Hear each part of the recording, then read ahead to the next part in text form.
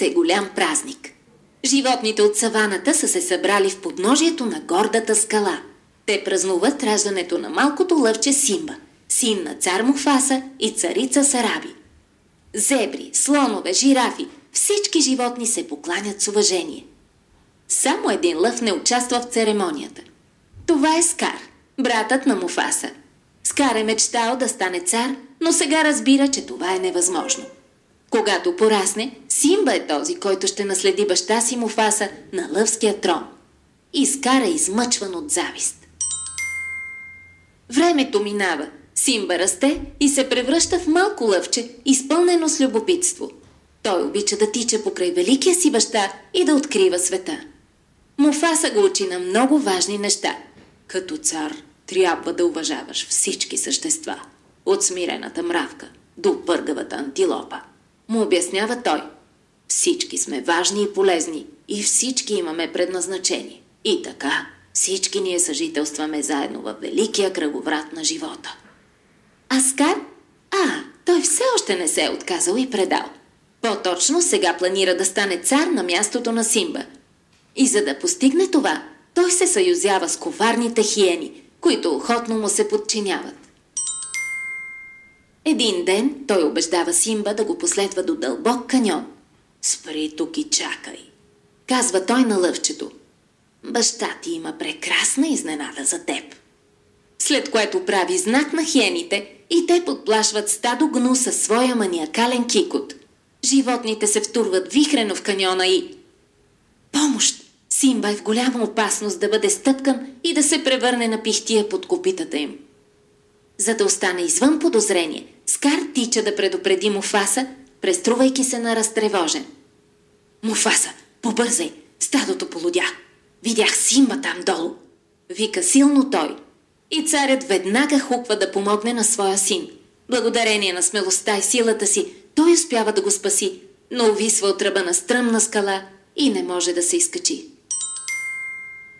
«Скар, братко мой, помогни ми!» зове Муфаса.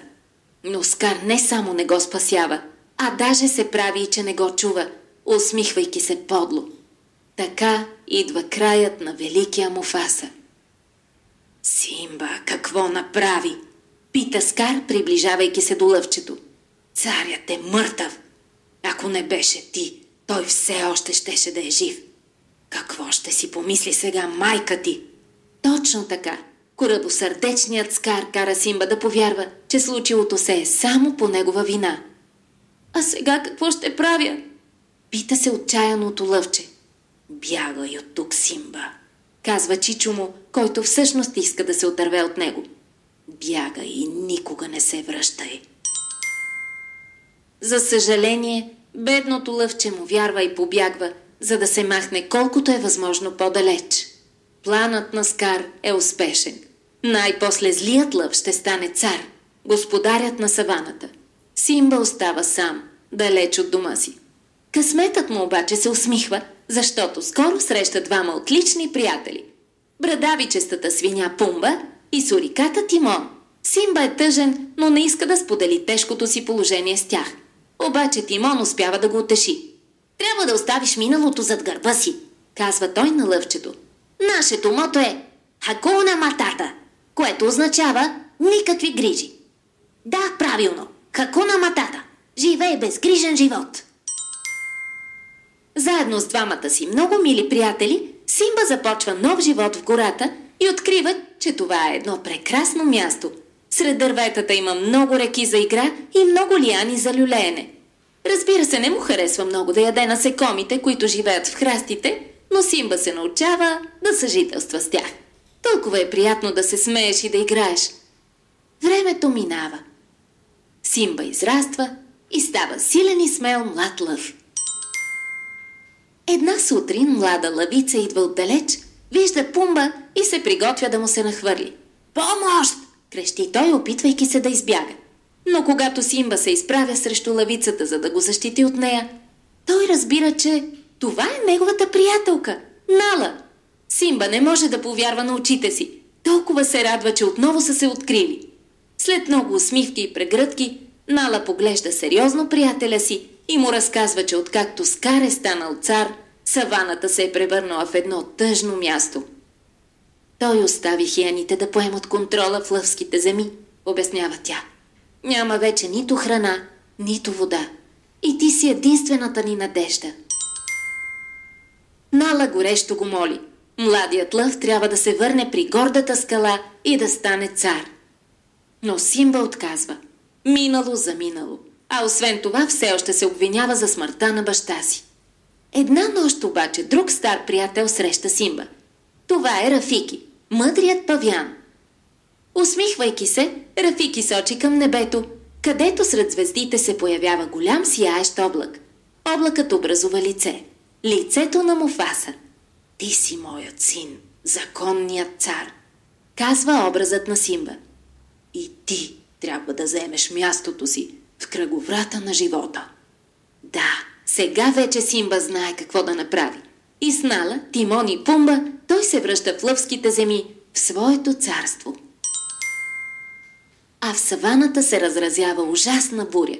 И когато Симба стига до гордата скала, той вижда майка си Сараби, съборена на земята.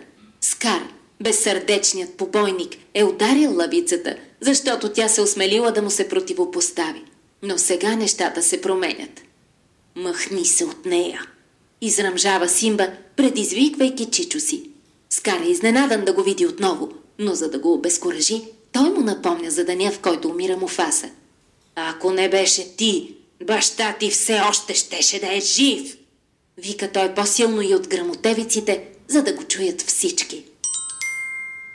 След това, заедно с хиените, той започва да избутва Симба към ръба на гордата скала. По-близо, малко по-близо, докато...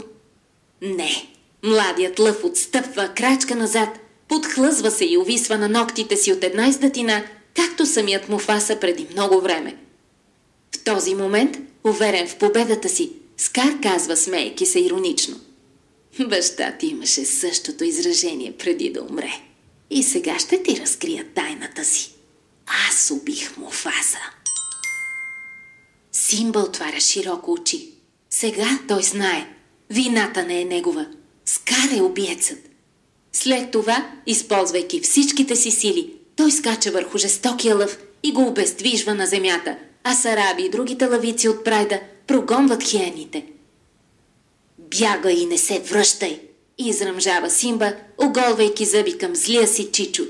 Скар започва да се отдалечава, но изведнъж се обръща, за да атакува Симба в гръб. Младият лъв обаче е по-бърз и тогава Скар пада право от скалата. Победа! Симба става новият цар лъв. Благодарение на него саваната отново ще се превърне в гостоприемно място, изпълнено с радост и мир. Няколко месеца по-късно, в един слънчев ден, Рафики издига към небето новородено лъвче. Това е рожбата на Симба и Нала. С това мъдрият павиан обявява на животните раждането на новия принц и всички животни празнуват заедно в подножието на гордата скала, щастливи и обединени във великия кръговрат на живота.